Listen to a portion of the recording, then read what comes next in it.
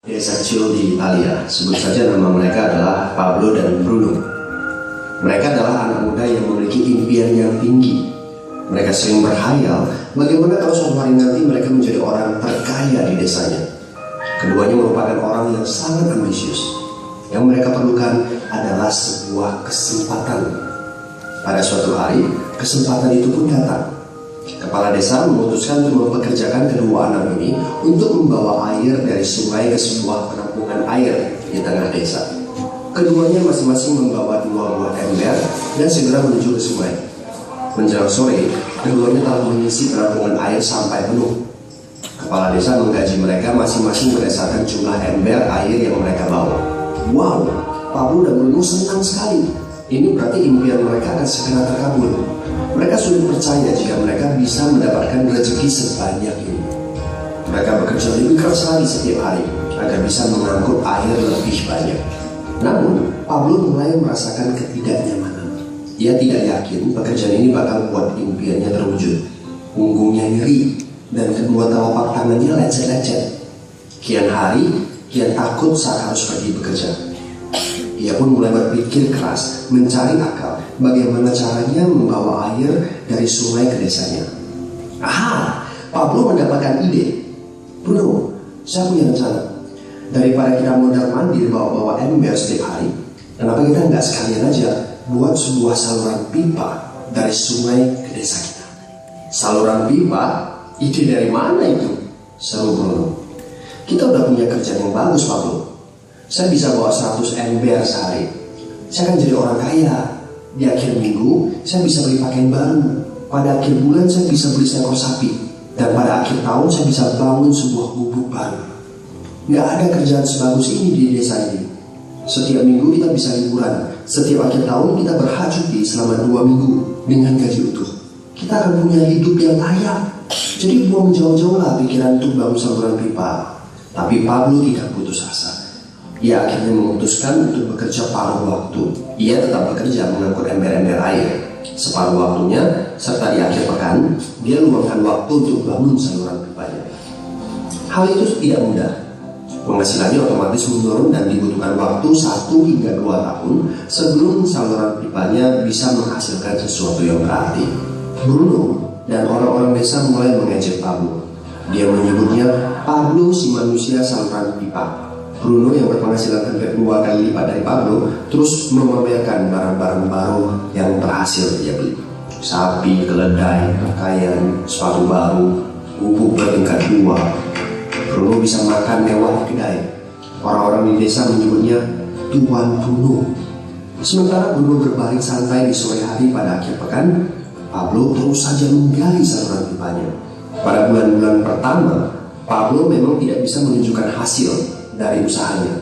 Pekerjaannya memang sangat berat, bahkan lebih berat daripada kerjaan Bruno. Karena Pablo juga harus bekerja pada malam hari. Demikian pula di akhir minggu. Tapi Pablo selalu mengingatkan pada diri sendiri bahwa impiannya dibangun berdasarkan pada perjuangan yang dilakukan hari ini.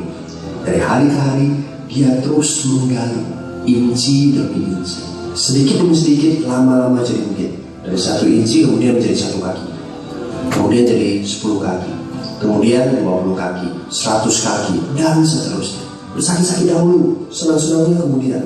Demikian dia terus menyemangati dirinya sendiri. Sepulang kerja, tubuhnya lelah sekali. Fokus pada hasilnya. Kata-kata itu terus ia ulangi dalam hati setiap hari saat dia pergi tidur. Sementara dari bar di desa itu terdengar gelak tawa menyanyinya ke alam mimpi. Ayo, fokus pada hasil. Hari berganti bulan, saluran pipanya sudah setengah jadi. Saat beristirahat, Pablo melihat dari jauh sahabatnya Bruno yang terus saja mengangkut ember-ember. Bahu Bruno tampak semakin lama semakin membungkuk. Dia menyeringai kesakitan. Langkahnya semakin lamban akibat kerja keras setiap hari. Dia semakin jarang bersantai-santai di tempat tidur gantungnya. Dia lebih sering terlihat di bar, duduk dengan wajah letih dan murung. Saat pengunjung bar melihat Bruno, mereka saling berbisik. Hei, ini dia Bruno si manusia ember. Dia lebih suka duduk sendiri di sudut yang gelap ditemani botol-botol kosong di sekelilingnya. Akhirnya, saat bahagia Pablo pun tiba. Saluran pipanya sudah rampung. Orang-orang desa berkumpul saat air mulai mengalir dari saluran pipanya menuju ke penampungan air di desa. Sekarang, desa ini sudah bisa mendapatkan pasokan air bersih secara tetap. Pablo tidak perlu lagi membawa ember. Artinya, airnya akan terus mengalir, baik dia sedang bekerja maupun tidak. Air itu mengalir saat dia makan, saat dia tidur.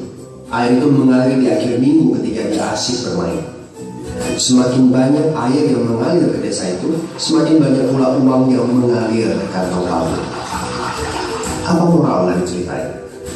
Pertanyaan yang paling penting untuk kita renungkan adalah, siapakah Anda?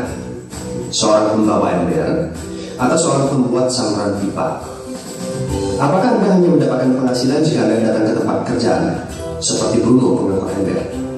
Atau Anda termasuk orang yang bekerja hanya sekali saja, kemudian Anda dibayar terus-menerus, seperti Pablo membuat saluran pipa?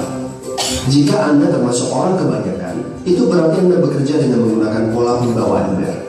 Anda membarterkan waktu untuk mendapatkan uang. Maksudnya, bekerja 1 jam dibayar per jam, bekerja 1 bulan dibayar per bulan, bekerja setahun dibayar per tahun. Masuk akal kan?